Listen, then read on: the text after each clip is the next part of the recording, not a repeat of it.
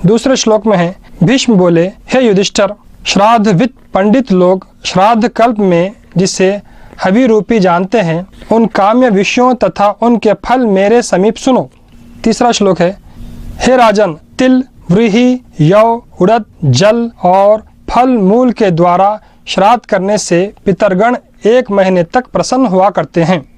चौथा श्लोक है, मनु ने कहा है कि जिस श्राद्ध में तिल का प्रमाण अधिक रहता है वो श्राद्ध अक्षय होता है। श्राद्ध के समस्त भोजन की वस्तुओं के बीच तिल सबसे मुख्य कहा गया है। 5वें श्लोक में है, मत्स्य के द्वारा यानी मछली के द्वारा श्राद्ध करने से पितरगण 2 महीने तक तृप्त रहते हैं। मेंढे के मांस से श्राद्ध करने पर 3 महीने तक और शश के मांस से पितरगण 4 महीने तक प्रसन्न हुआ करते हैं। 6वें श्लोक में है, हे राजन, बकरे के मांस से श्राद्ध करने से पितर लोग 5 महीने तक प्रसन्न रहते हैं। वराह के मांस से श्राद्ध करने पर पितरगण 6 महीने तक और शाकुन्य सांस से श्राद्ध करने से 7 महीने तक तृप्त रहते हैं। 7वां श्लोक है, चित्रमृग के मांस से श्राद्ध करने पर 8 महीने और कृष्णवार मृग के मांस से श्राद्ध करे तो पितरगण प्रसन्न होके 9 महीने तक निवास करते हैं। गव्य मांस से श्राद्ध करने पर पितरों को 10 महीने की तृप्ति होती है। 8वां श्लोक है, भैंसे के मांस से श्राद्ध करने पर पितरों को 11 महीने की तृप्ति हुआ करती है, ऐसा वर्णित है। गाय के दही के द्वारा श्राद्ध करने से पितरों की 1 वर्ष तक तृप्ति होती है। 9वां श्लोक है, जैसा गाय के दही का फल है, घृत के सहित पायस भी वैसा ही उपयोगी है। महोक्ष पक्षी विशेष, बकरा विशेष के मांस के द्वारा पितरों को 12 वर्ष की तृप्ति होती है। और 10वां श्लोक है, पितृयज्ञ में खड़ग मांस दिए जाने पर अनंत की हेतु हुआ करता है।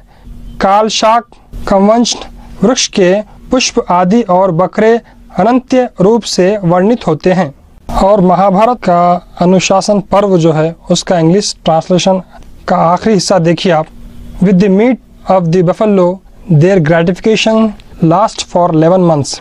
With beef presented at the Shraddha, their gratification, it is said, last for a full year.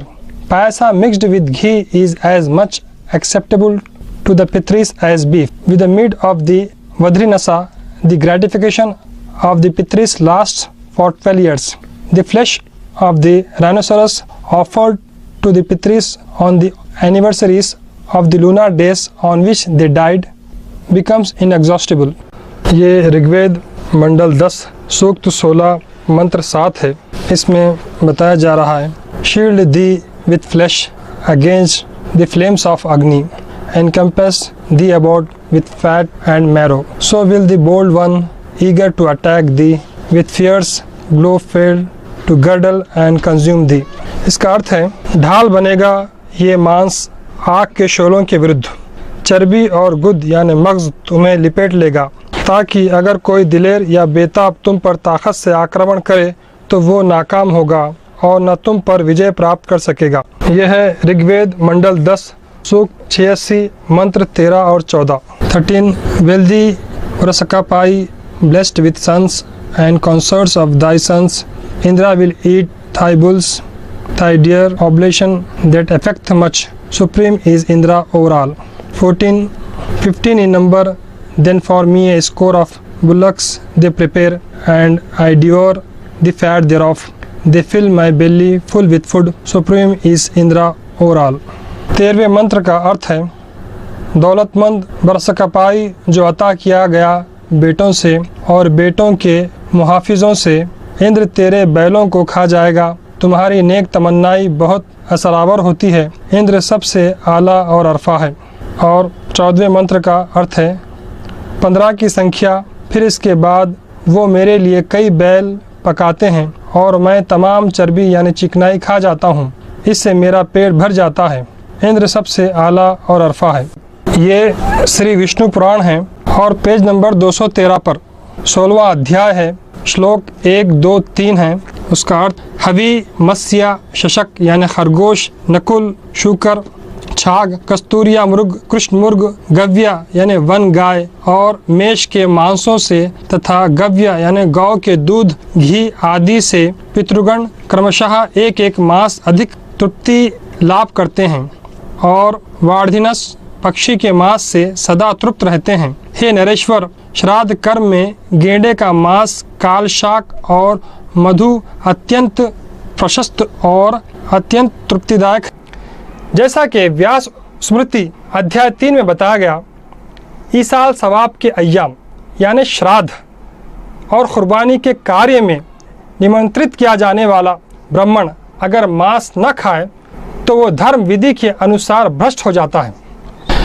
और वशिष्ठ स्मृति अध्याय 12 में ये बात बताई गई है कि ईसाल सवाब के अय्याम मसलन बरसी, चहलम, स्वयं वगैरह और कुर्बानी की तकरीब यानी श्राद्ध में निमंत्रित किया जाने वाला ब्राह्मण अगर गोश्त न खाए तो कुर्बान किए हुए जानवर के जिस्म के बाल बराबर वर्षों तक वो नरक में जलता रहेगा। और अपिस्तम गृह्या पहला सूत्र में और 70वें खांड में ये बात बताई गई है कि गाय और बैल का मांस खाना ज़रूरी है। और आपस्तंभ ग्रह खांड 3 में ये बताया गया कि मेहमान की दावत के वक्त कुर्बानी के लिए और ईसाल सवाब यानी श्राद्ध के लिए गायों को ज़ुबा करना चाहिए। और आपस्तंभ गृह्या सूत्र 2 में ये बात बताई गई है कि अय्याम ईसाल सवाब यानी श्राद्ध के मौके पर गाय का गोश्त खाने से खाने वाले के फौत शुदा बुजुर्ग यानी पितर 1 साल तक संतुष्ट रहते हैं। ये आपस्तंभा धर्मा गृह्या सूत्रास है, translated by various scholars, edited by Shri Ramanuja Acharya. इसके पेज नंबर 199 पटाला 1 सेक्शन 3 में है। Number 1 under Magha nakshatra cows are given. Number 2 under Phalguni nakshatra marriage is celebrated. Number 5 at the wedding 1 cow is given. Number 6 in the house 1 cow is given. Number 7 with the first cow he should prepare an arghya reception for the bridegroom as for a guest. Number 8 with the other the bridegroom should do so for a person whom he reveres. Number 9 these are the occasions for slaughtering a cow, the arrival of a guest, the astaka sacrifice offered to the ancestors and marriage. इसका अर्थ है, number 1 का अर्थ मघा नक्षत्र के अनुसार गाय दी जाती है। Number 5 का अर्थ है विवाह के समय एक गाय दी जाए। नंबर 6 का अर्थ घर के लिए एक गाय दी जाए। नंबर 7 पहली गाय से उसे चाहिए कि अर्घ्य दावत करे दूल्हे के लिए एक अतिथि के तौर पर। नंबर 8 का अर्थ है दूसरी से दूल्हे को चाहिए कि वो दावत करे उसके लिए जिसकी वो इज़्ज़त करता है। नंबर 9 का अर्थ है ये मौक़े है गाय की कुर्बानी के लिए अतिथि की आमद पर। अस्तका कुर्बानी दें अपने पूर्वजों को और शादी पर। ये आपस्तंभा धर्मा एंड गृहा प्रश्न 2 पटाला 7 खांड 16 page number 164 and 165। 23 The substances to be offered at these sacrifices are sesame, masa, rice, barley, water, roots and fruits. 24 But if food mixed with animal fat is offered, the satisfaction of the mains is greater and lasts a longer time. 25th Likewise, if money lawfully acquired is given to worthy persons. 26 Beef satisfies the mains for a year. 27 Buffaloes meat for a longer time than that. 28 By this permission of the use of buffalo's meat, it has been declared that the meat of other tame and wild animals is fit to be offered. इनका अर्थ है 23 का अर्थ है इस प्रकार की कुर्बानियों के समय जिन पदार्थों का दान किया जाता है वे ये हैं तिल, मांस, चावल, जौ, पानी, जड़ें और फल। 24वें का अर्थ है परंतु पशुओं की चर्बी से बना हुआ भोजन दान दिया जाए तो पूर्वजों की आत्मा अधिक समय तक संतुष्ट रहती है। 25 का अर्थ है इसी प्रकार अगर धन नियम के अनुसार कमाया जाए तो उसे गरीब लोगों को दें। 26 का अर्थ है गाय के मांस से पूर्वजों की आत्मा 1 साल तक संतुष्ट रहती है। 27 का अर्थ है भैंस के मांस से पितर उससे ज़्यादा समय तक तृप्त रहते हैं।